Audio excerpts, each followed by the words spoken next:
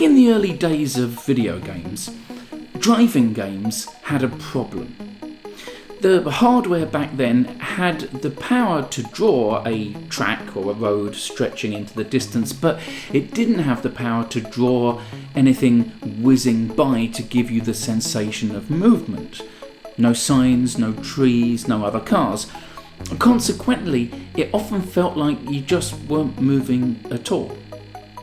Without things to break the monotony and show time and distance passing, it's easy to feel like you're just sitting there.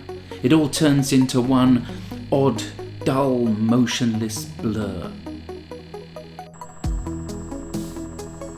And that's what the last few months have felt like for me, and maybe to an extent for you too. So many of the things that serve as markings on the ruler of life haven't been happening. Dates with my wife, travel to interesting places, gigs with friends. There have been very few trees zipping by on the side of my road, and consequently it often felt like I wasn't moving at all. So, we decided to go somewhere else for a few days. Put different things in front of our eyes, so at least it felt like we were moving, even if in the grand scheme of things we weren't.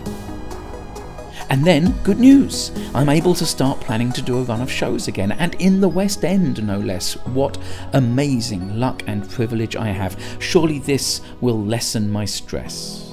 Well, lessen, no.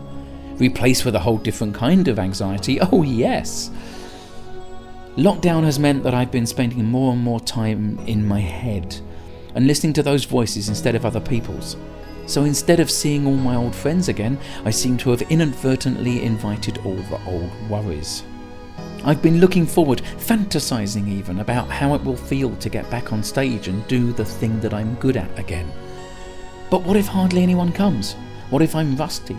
What if the feeling I've been waiting for and dreaming of turns out to be a feeling of disappointment?